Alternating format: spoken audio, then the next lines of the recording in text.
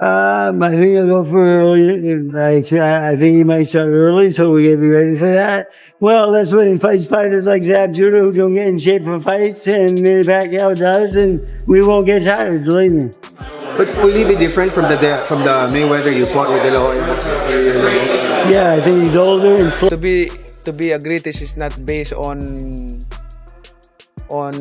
your record undefeated. Because there's so many fighters na nag-retire na undefeated. Pacquiao back at wildcard, like he's never left, ready to go again, working with Freddie Roach. I feel like I'm back in 2010, the Wayback Machine. Pacquiao looked pretty good in some of the videos that I saw, like he wasn't in horrible shape. Freddie Roach warns Floyd Mayweather Jr. that he is not fully prepared, confidently stating that Manny Pacquiao has mastered every technique and will enter the rematch completely ready and determined to secure a decisive victory. You said that you saw that Pacquiao has his fire back. Where did you see that move, or when did that come into your conscious? When I watched him sparring for the first 2 weeks, it was just, you know, the in and out, the speed, making the guy, catching the guy 3-4 punch combination and getting out, making a miss. It was enjoyable to watch, it really was. Manny Pacquiao trains intensely with Freddie Roach on the mitts, displaying speed, sharp combinations, discipline, focus, and strong determination as he prepares for the upcoming fight.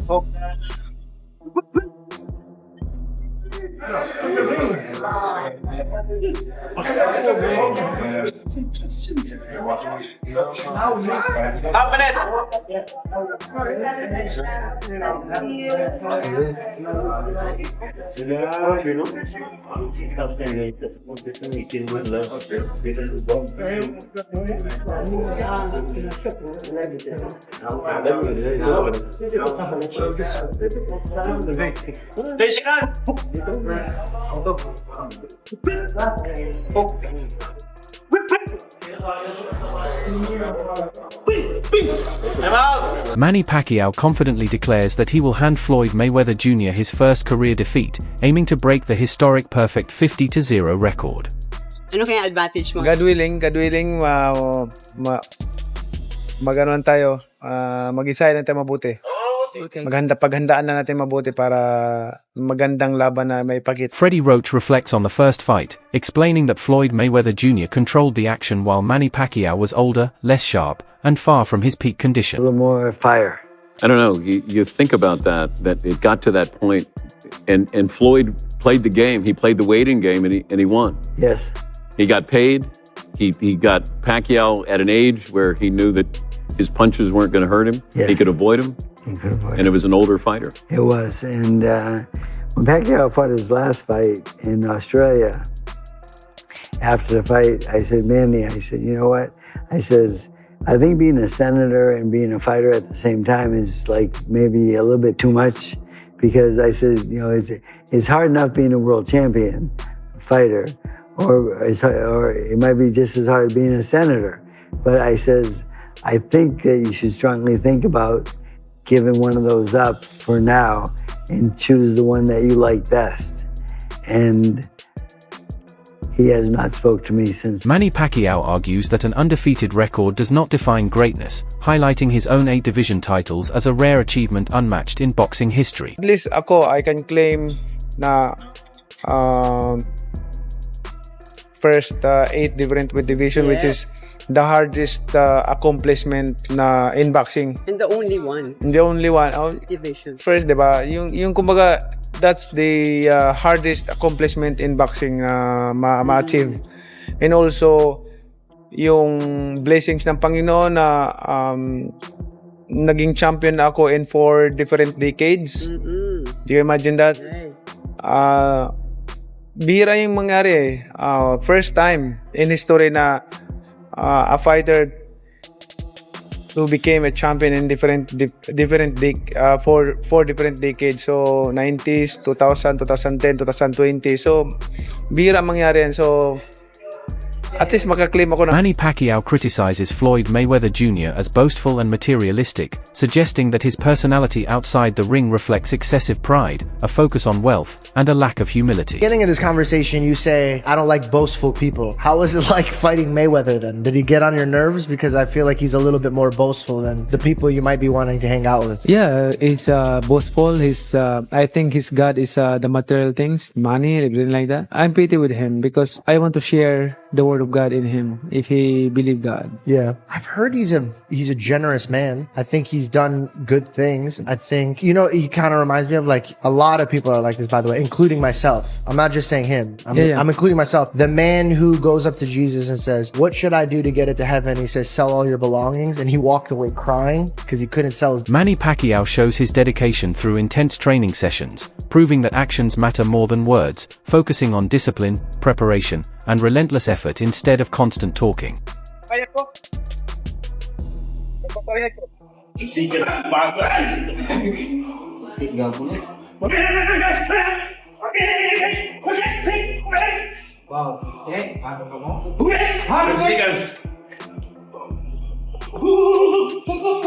Dan Patrick questions the demand for a Floyd Mayweather Jr. versus Manny Pacquiao rematch, suggesting that public interest may not match expectations despite the massive history between the two legendary fighters. Floyd Mayweather is a boring fighter.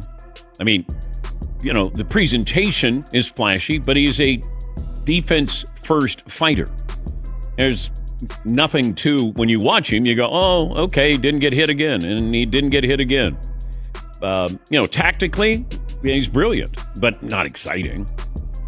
So, hey, if you sign up for it, go get him.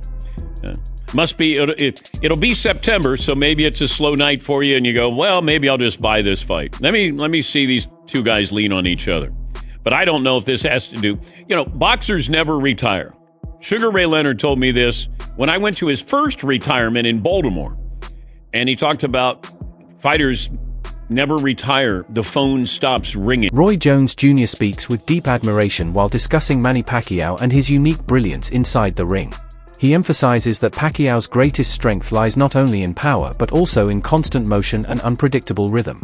According to Jones, Pacquiao never stays still long enough to become an easy target, creating confusion for even the most skilled opponents. He explains that Pacquiao's footwork and angles allow him to attack from unexpected positions, making him extremely difficult to defend against. Every movement has purpose, and every step sets up the next strike. This fluid style forces opponents to hesitate, and in boxing, even a brief moment of hesitation can change the entire fight. Our guys don't do that. Pac-Man, fortunately, is one of those guys who knows how to use the ring. So he don't stand in just one place and fight. With that being said, if his legs can hold up for 12 rounds, he's the guy to do it. Roy Jones Jr. also points out that Manny Pacquiao combines speed with intelligence, reading reactions quickly and adjusting in real time. That ability keeps him one step ahead, turning defense into offense within seconds. In his view, Pacquiao's agility is not just physical but mental, allowing him to adapt under pressure. This rare combination of movement, speed, and awareness is what makes Pacquiao such a dangerous and unforgettable fighter in boxing history. He did. That's what I'm saying. Wait, stop. What's the guy named in the wheelchair right now? Paul Williams. He could have fought him. I don't think he would have beat. I ain't say that. I say he could have fought him, though. He did. And you don't think, hey, in my opinion, the only person that really had a chance in his weight class back then was Amir Khan. He wasn't touching Amir Khan. That time Amir had too good a feet. He wasn't fighting Amir Khan. Amir was calling him out for years. He wasn't fighting Amir Khan. Amir Khan had too good a feet. I already know this. I just don't think he would have beat Floyd. I ain't saying what you don't know. Timing was very too good. Yeah, what you he was young, he was fast, he was knocking people out. You don't understand boxing like I do, though. Floyd was knocking out? Besides at that time, nobody. That's it. Yeah, so if you ain't knocking people out, how you got to catch Khan and knock him out. And you got to get out that shoulder, you got to chase Khan. Dan Patrick raises a thoughtful and somewhat critical perspective when discussing the idea of a rematch between Floyd Mayweather Jr. and Manny Pacquiao. He questions whether fans are truly asking for this fight or if it is being driven by other motives behind the scenes. Patrick humorously suggests that boxing seems to be entering a phase where retired legends could return, mentioning names like Thomas Hearns, Marvin Hagler, and Mike Tyson. His tone reflects concern about whether the sport is relying too much on nostalgia rather than fresh competition. He also hints that financial pressures may be influencing decisions, suggesting that comebacks could be more about money than legacy, raising doubts about the true purpose of such matchups.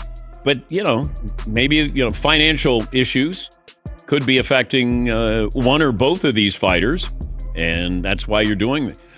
I don't know why you watch this unless the undercard is really good.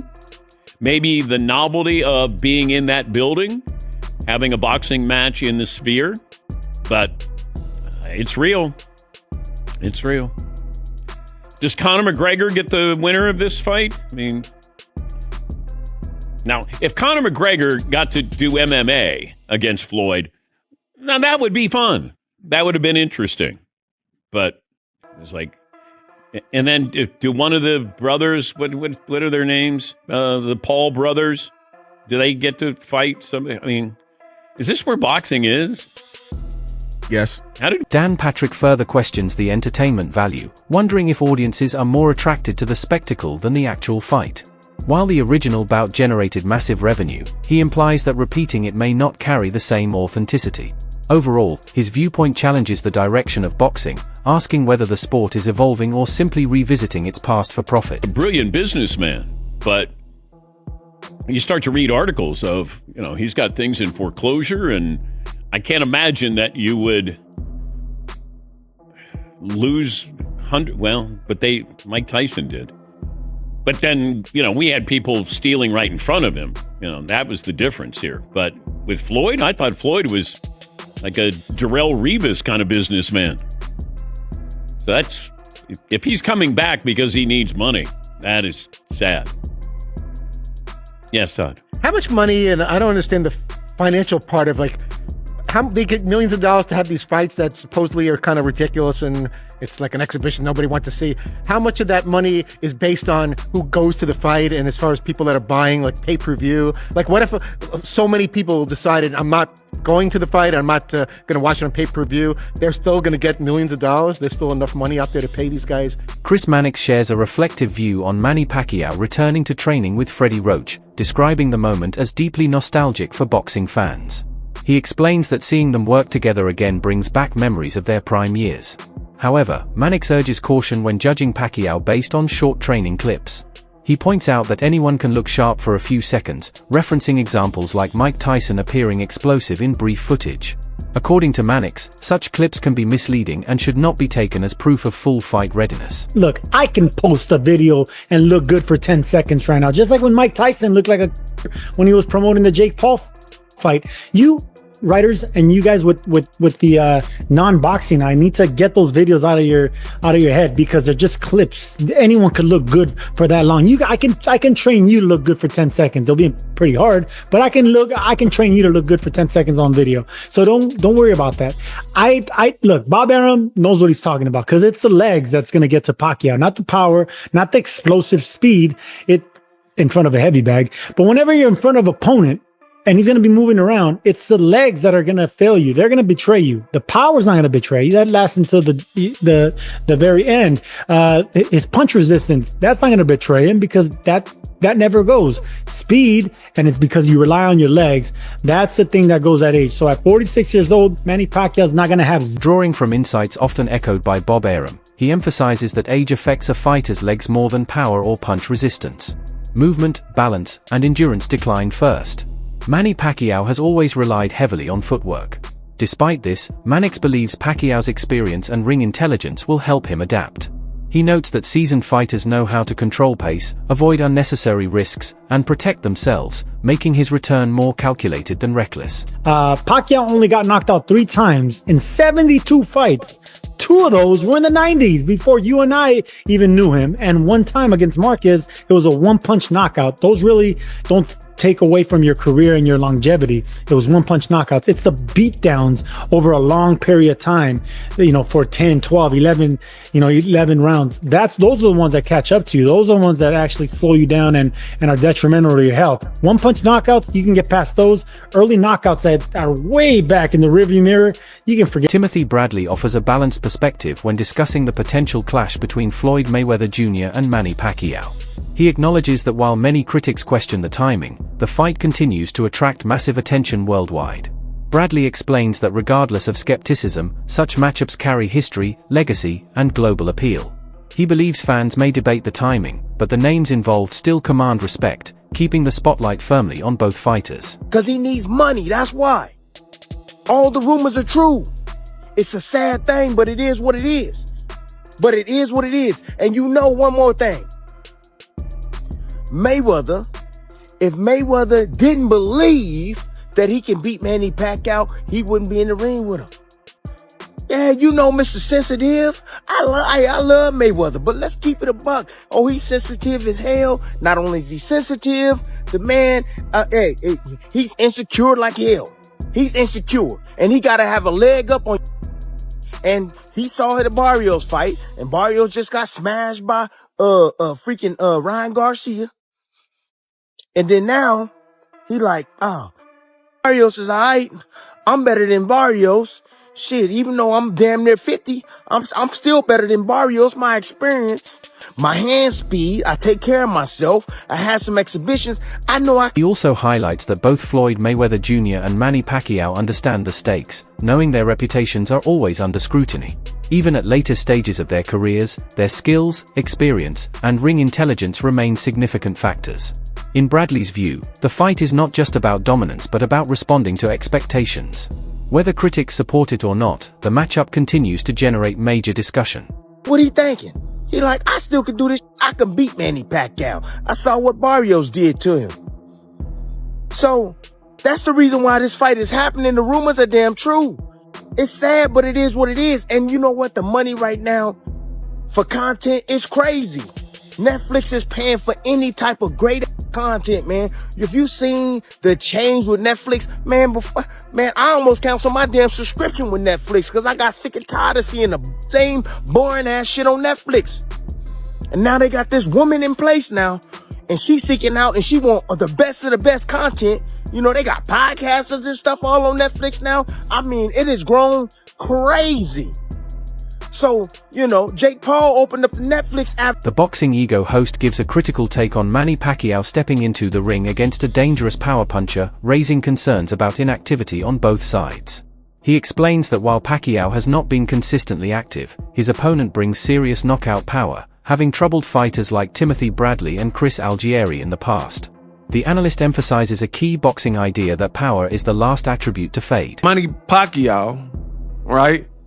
And he fighting a power puncher in Ruslan Provodnikov. I get it, he ain't been fighting, he's inactive, but Pacquiao, he ain't really active either. He fought Barrios and that's it. So Pacquiao gonna fight a big puncher who hurt Tim Bradley, who hurt Chris Algieri, who Lucas Matisse had to box, and John Molina and all these people had to box because he hit too hard. They say power is the last thing to go. And you got the Floyd Mayweather fight looming. I'm surprised Netflix didn't like force them to cancel these exhibitions. So that's on the Pacquiao side. Boom.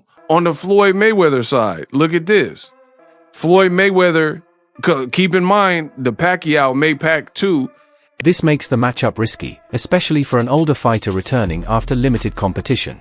He suggests that even if Manny Pacquiao still has skill and experience, facing a heavy puncher always carries danger. Shifting focus, he also questions Floyd Mayweather Jr. and his involvement in exhibition fights, expressing confusion about the level of opposition. Some matchups feel more like spectacle than serious competition. Overall, the analyst presents a skeptical view, suggesting these fights may be driven more by entertainment and money than true competition. It says Battle of the Legends, Floyd Money Mayweather versus Mike Zimbides. 180 fights, 158 wins, 87 knockouts. I don't even know who this is, bro. But Floyd finna fight an exhibition against this Ninja Turtle looking muff. Michelangelo is a party dude. Teenage Mutant Ninja Turtle. Bro, get this turtles in a half shell, a turtle power, cowabunga. Bro, this man got a tortoise shell. Bro, Floyd about to fight whatever dude's name is, Zamibia or whatever his name is.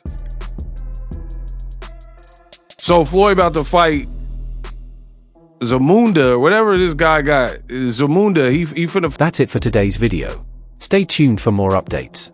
Don't forget to like, share, and subscribe to the channel.